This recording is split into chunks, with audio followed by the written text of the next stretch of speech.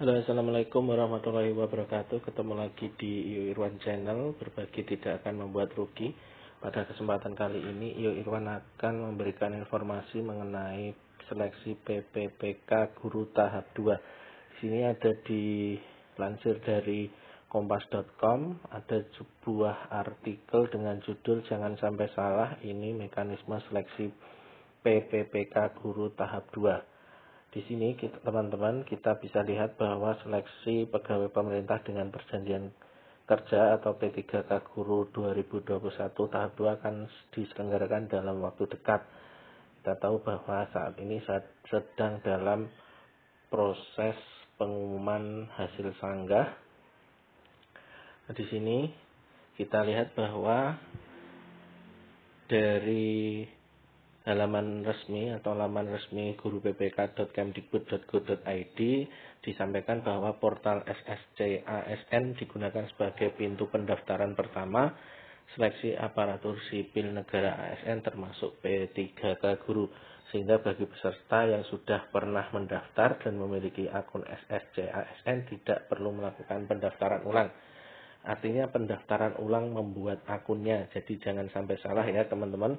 Kemudian untuk mekanisme seleksi P3K tahap 2 di sini, tahapan yang harus dilakukan adalah memilih formasi.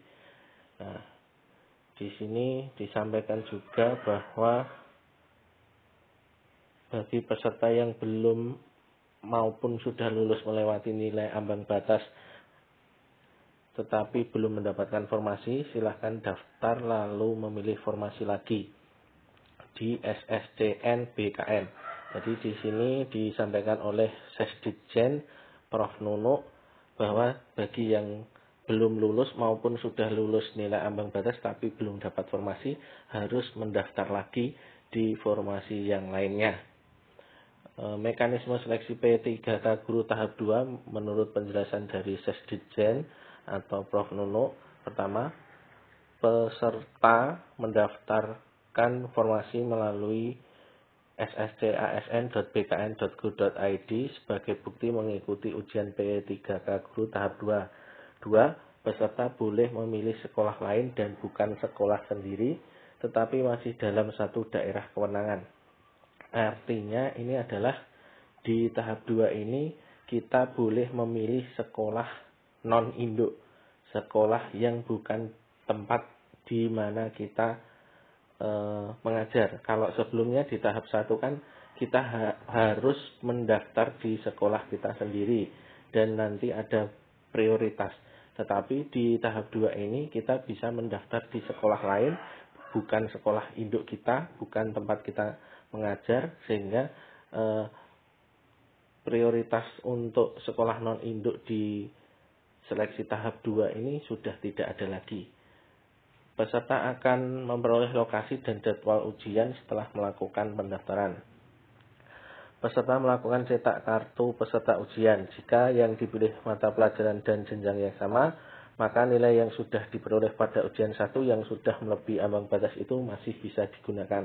Artinya jika pada seleksi kompetensi atau tahap yang 1 kemarin sudah memenuhi ambang batas atau sudah passing grade, itu bisa digunakan lagi untuk mengikuti seleksi kompetensi 2 atau seleksi tahap 2 ini. Nah, ini yang disampaikan oleh Sesditjen. Nah, perlu kita tahu juga bahwa mengenai seleksi kompetensi tahap 2 ini, seleksi tahap 2 disampaikan oleh Prof Nunuk atau Sesditjen ini terbuka bagi para guru yang untuk berkompetisi seluruhnya. Di sini disebutkan bahwa afirmasi untuk sekolah induk hanya diberikan di ujian tahap 1, sedangkan ujian tahap 2 sudah terbuka berkompetisi seluruhnya dan dilihat nilai tertingginya. Artinya di sini Bapak Ibu,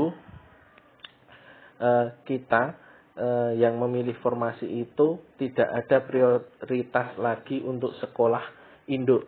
Jadi semuanya yang non-induk pun nanti bisa lolos ketika bersaing dengan pelamar dari sekolah induk. Dengan demikian teman-teman harus jeli dan harus cermat dalam memilih formasi. Kira-kira formasi apa dan di mana yang memungkinkan teman-teman bisa lolos di seleksi tahap 2 ini. Nah, mungkin yang paling penting adalah ini, teman-teman. Jadi harus tahu bahwa di seleksi tahap 2 ini kita bisa memilih formasi bebas di dalam satu wilayah kewenangan tadi disampaikan, berarti dalam lingkup satu kabupaten atau dalam lingkup satu kota. Artinya kita tidak bisa melamar formasi di daerah lain, kita harus melamar di daerah sendiri. Tetapi kita bisa melamar di sekolah lain, tidak harus di sekolah sendiri. Dan nanti di seleksi kompetensi 2 ini nanti tidak ada lagi prioritas sekolah induk. Jadi semuanya sudah bersaing secara terbuka. Artinya jangan sampai terlena bagi yang memiliki formasi di sekolah induk, tetap persiapkan diri agar tidak tergeser oleh pelamar dari sekolah lain. Namun bagi yang melamar di sekolah non-induk juga harus persiapkan diri untuk bisa mengalahkan pesaing-pesaing sehingga nanti bisa lolos di seleksi kompetensi tahap 2 ini. Demikian yang dapat Io Irwan sampaikan. Semoga informasi ini bermanfaat dan jangan lupa untuk memberikan like, komen, dan subscribe video ini. Semoga dengan like, komen, dan subscribe tersebut channel ini semakin berkembang. Sampai jumpa lagi di video-video berikutnya. Wassalamualaikum warahmatullahi wabarakatuh.